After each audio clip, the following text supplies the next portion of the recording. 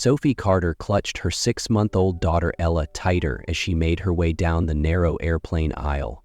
Her worn-out diaper bag threatened to split at the seams with every step. The late-night flight from Chicago to San Francisco was packed with business travelers, and she could feel their judgmental stares. Her faded restaurant uniform and frayed jeans stood out among the designer suits and sleek laptops. "Please, Ella, be good for Mommy," she whispered, pressing a soft kiss to her daughter's forehead. The baby remained peaceful, her tiny fingers curled around Sophie's necklace, a simple brass locket containing the only photo she had of Nathan Brooks, Ella's father, the man who had walked away the moment Sophie told him she was pregnant. This flight represented everything Sophie had sacrificed. For months, she skipped meals, worked double shifts, and saved every penny just to afford these tickets. Ahead lay a job at her aunt's restaurant, a chance at a fresh start, a stable life for Ella. As she struggled to push her bag into the overhead compartment, a deep voice beside her offered, "Let me help you with that." Sophie turned, coming face to face with a man in his mid-30s. His expertly tailored suit spoke of wealth, but his green eyes held a kindness that caught her off guard. Sophie hesitated for a moment, but then nodded, stepping aside as the stranger effortlessly lifted her overstuffed bag into the overhead compartment. He did it with ease, as if helping others came naturally to him. "Thank you," she murmured, adjusting Ella in her arms before settling into her seat. The man took his window seat beside her. Sophie couldn't help but notice his polished appearance, the expertly tailored suit, the expensive watch that glinted under the cabin lights. But what caught her attention the most was the wedding ring on his left hand. "I'm Luke," he introduced himself, his voice warm and steady. "Sophie," she replied, still feeling a bit awkward. The plane's engines roared to life, and as it began its ascent, Sophie instinctively held Ella tighter, silently praying she wouldn't wake up. But as the cabin pressure shifted, Ella's tiny face scrunched up. A second later, a sharp, desperate wail filled the air. Sophie fumbled for the pacifier, trying to soothe her, but it didn't work. She felt the weight of judgmental stares around her. A businessman in front of them sighed and put on his noise-canceling headphones, while a middle-aged woman across the aisle muttered something to her seatmate, her disapproving gaze flickering toward Sophie. "Please, baby, calm down," Sophie whispered, rocking Ella gently, but her daughter's cries only grew louder. She rummaged through her bag, searching for the bottle she had carefully prepared, only to realize with horror that she had spilled the formula earlier when rearranging her things. Everything felt like it was falling apart. "Would you like me to try?" Luke's deep voice cut through the chaos, gentle but certain. Sophie blinked at him, stunned. "You?" He simply nodded. Before she could respond, he began to hum. At first, Sophie didn't recognize the tune, but within moments, Ella's cries began to soften. Her tiny hiccups slowed, and she turned wide, curious eyes toward the stranger, completely captivated by the soothing melody. Sophie stared in disbelief. "How did you do that?" she asked quietly. A flicker of something unreadable crossed Luke's face before he smiled faintly. "My daughter used to cry the same way." Sophie studied Luke carefully. His voice was calm, but there was a deep sadness behind it. Her eyes flickered to the wedding ring on his finger, gleaming under the cabin lights. "You have a daughter?" she asked softly. Luke nodded slowly, his gaze drifting toward the window. "Mia. She would have turned 4 this March." Sophie felt the weight of his words. She didn't want to pry, but Luke seemed to sense her curiosity. He took a slow, measured breath before continuing. 3 years ago, on a rainy night, my wife, Emily, was driving Mia home from her grandmother's house. They were less than 10 minutes away. He absentmindedly turned his wedding ring, a subconscious habit. "A drunk driver ran a red light." His voice faltered. "They didn't make it." Sophie's chest tightened. "I'm so sorry, Luke." He nodded, a faint smile flickering across his lips but never quite reaching his eyes. "Thank you. I've spent the past 3 years trying to figure out how to keep going." Sophie held Ella closer, feeling the raw pain behind Luke's words. "What about you?" Luke asked gently. "Ella's father?" Sophie's fingers instinctively brushed against the locket hanging from her neck. She had never spoken about Nathan to anyone, but something about Luke made her feel safe. "Nathan wasn't ready to be a father," she said, keeping her voice even. "The moment I told him I was pregnant, he said it was my problem to deal with. Then he left. Abandon you both." Luke's voice was firm, without hesitation. "That's his loss." Sophie pressed her lips together. A part of her had once blamed herself, wondered if she had done something wrong to make Nathan leave. But hearing Luke say it so plainly, without judgment, made her feel seen in a way she hadn't before. "Sometimes I think, maybe it's better this way," she admitted. "At least Ella won't have to grow up with a father who never wanted her." Luke studied her, his green eyes both gentle and contemplative. "You're doing an amazing job, Sophie. I can see it in how she looks at you, in how safe she feels with you." The unexpected praise warmed something inside her. They continued talking, sharing memories, losses, and unspoken hopes. And for the first time in a long time, Sophie felt like she wasn't alone.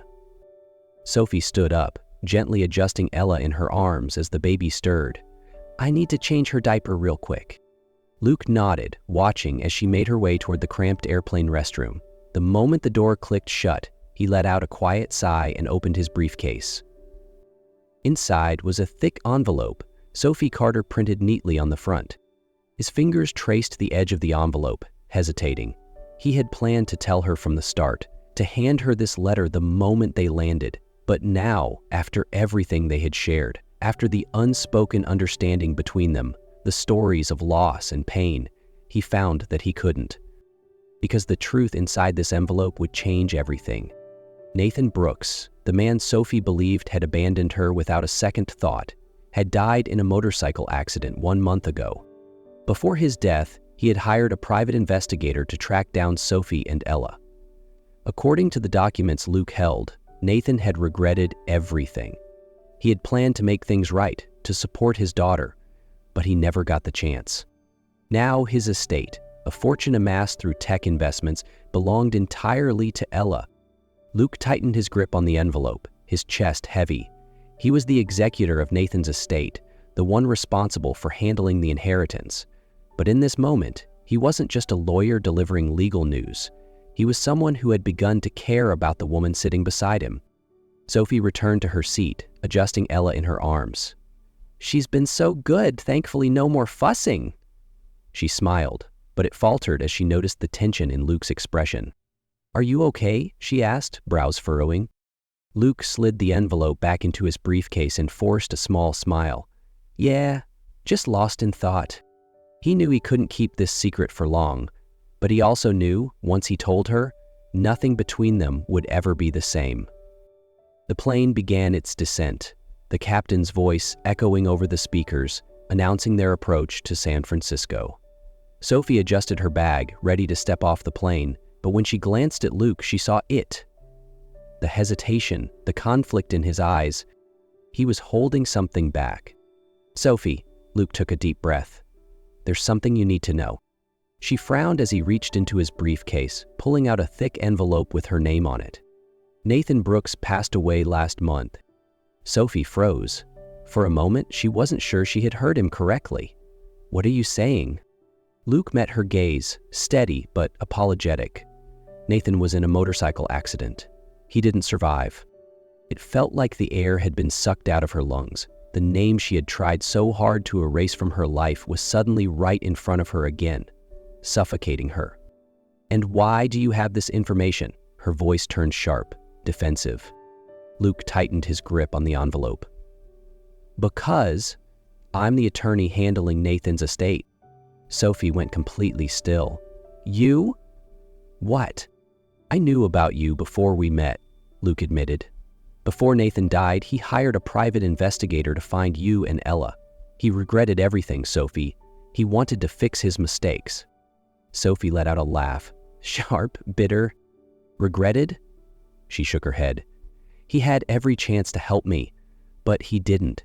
He left me struggling, left his daughter without a father while he lived his life without a care in the world." Luke didn't argue. He knew she had every right to be angry. "I know," he said softly. "I'm not here to defend him. I'm here because you need to know Nathan left everything to Ella. Sophie felt the world shift beneath her. What? Nathan's entire estate now belongs to Ella, Luke explained. His apartment, his bank accounts, his shares in the company, everything. According to his will, you are her legal guardian and have full control over it. Sophie had no words. A part of her wanted to throw the envelope away, to scream that she wanted nothing from Nathan. But another part of her, the part that was exhausted from barely making ends meet, felt something heavy settle in her chest. Sophie stared at the envelope in Luke's hands, her breath coming faster. You're telling me that the man who abandoned us has now left everything to Ella? Luke nodded, his expression filled with understanding. I know this is a lot to take in, but Sophie, this isn't about Nathan anymore. This is about Ella, about her future. Conflicting emotions crashed over her like a tidal wave. A part of her wanted to reject it all, to prove that she could raise her daughter without Nathan or anything he left behind. But another part of her thought about the sleepless nights, the endless worry over affording formula, the constant struggle to make ends meet. You don't have to decide right now, Luke said gently. Read the documents, think it over, but don't let your anger toward Nathan stop you from doing what's best for Ella. Sophie looked up at Luke, her heart heavy. Why do you care? She asked. Luke took a deep breath, his gaze unwavering. Because I know what loss feels like, Sophie, and I don't want you to have to choose between pride and what's best for your daughter. A long silence settled between them as the plane touched down, both of them knowing that Sophie's life had just changed forever. Passengers began filing out of the plane, but Sophie remained seated, the envelope in her hands feeling heavier than it should. She had dreamed of a fresh start, but not like this. Luke stood, reaching up to grab her bag from the overhead compartment. When he handed it to her, their eyes met, a silent understanding passing between them. You can hate Nathan forever if you want, Luke said, his voice steady. But don't let that stop you from giving Ella a better life. Sophie swallowed hard, then slowly nodded. I need time to think. Luke gave her a small smile. I understand. If you need anything, my number is in the paperwork. She glanced down at Ella, who looked up at her, tiny fingers reaching for Luke's tie, just as she had throughout the flight. A part of Sophie knew that Luke wasn't just the messenger. He had become something more. Ella needs dinner, she murmured, then met his gaze, and I could use someone to talk to. Luke smiled, warmth flickering in his green eyes. I know a great Italian place on Columbus Avenue. And as they walked out of the airport together, Sophie didn't know what the future held, but for the first time in a long while, she felt hope. That night, under the warm glow of the Italian restaurant's lights, Sophie laughed more than she had in the past year. Luke made her feel safe, and more importantly, he made her believe she wasn't alone anymore. In the weeks that followed, he stayed in touch, helping her navigate the complexities of Nathan's estate. But what Sophie hadn't expected was Luke's next decision. He requested a transfer to San Francisco. Are you sure? Sophie had asked when he told her. I've never been more sure. Luke smiled, his green eyes full of certainty. I don't want to be just the guy who helps you sign paperwork and disappears. As time passed, Luke became an irreplaceable part of their lives. He was there to help Sophie with Ella, carrying her when Sophie was too exhausted, reading bedtime stories every night. And little by little, Ella started calling him Daddy. 4 years later, on a sunny afternoon in the park where Ella loved to play, Luke knelt before Sophie, holding a sparkling ring in his hand. Sophie Carter, you walked into my life on a fateful flight. You and Ella gave me something I thought I'd never have again, a family. I don't want to just be the man who helps. I want to be your husband, Ella's father, forever. Will you marry me? Tears streamed down Sophie's face, but this time they were tears of joy. She glanced at Ella, who was bouncing up and down in excitement, then back at the man before her. Yes, Luke, I'll marry you. As Luke slipped the ring onto her finger, Ella squealed and threw her arms around both of them. And in that moment, Sophie knew she had finally found her real family. The city of San Francisco glowed under the golden hues of sunset. But to Sophie, the most beautiful sight wasn't the skyline. It was the man standing at the altar, waiting for her. Luke, dressed in a charcoal gray suit, his green eyes filled with love, stood still as she walked toward him. Ella, in a tiny white dress, held a basket of petals, tossing them with enthusiasm. As soon as she saw Sophie, she squealed in excitement. "Mommy, you look so pretty. Daddy, look at Mommy." The room filled with laughter at her innocent joy. Sophie chuckled, but when her eyes met Luke's, her heart stilled. This moment. It was something she once thought she would never have. When the officiant spoke, "Luke Harrison, do you vow to love and protect Sophie Carter for all your days?" Luke didn't hesitate, gripping Sophie's hands tighter. "Absolutely." Then it was Sophie's turn. She glanced at Ella, who was gripping Luke's hand, her little face glowing with happiness. "Do you, Mommy?" Ella whispered. Tears filled Sophie's eyes as she smiled. "Yes, I do." As Luke kissed her, surrounded by cheers and applause, Sophie knew she had finally found her real family. Married life for Sophie and Luke wasn't about extravagant luxuries. It was about quiet, simple moments filled with love. Every morning, Luke woke up early to make breakfast, a habit he had kept since they first moved in together. Sophie often teased him, "You're a lawyer. Why don't we just hire a chef?" But Luke would only smile, placing a plate of pancakes in front of her. "Because I like taking care of my family myself." Ella, now 8 years old, had long since stopped calling him Luke. Now she only ever used one word: Daddy. "Daddy, can you pick me up from school?" "Daddy, can we have pizza tonight?" "Daddy, tell me a story about Mommy when she was little." And every time Sophie would look at Luke with gratitude, knowing he didn't just love her, he loved Ella as if she were his own. Weekends were filled with family adventures, a trip to the beach, a picnic in the park, or simply cooking together and watching movies at home. These were moments Sophie never imagined she would have. One evening, as Sophie and Luke cleaned up after dinner, she turned to him with a soft smile. "Thank you for being here," she whispered. Luke frowned. "I'll always be here, Sophie." She shook her head, stepping closer, placing her hand over his heart. "Not just here. I mean, thank you for choosing me and Ella, for loving her, for making us a family." Luke pulled her into his arms, pressing a gentle kiss to her forehead. "I didn't choose you, Sophie. I just belong with you." And in his embrace, Sophie knew she had finally found her forever home.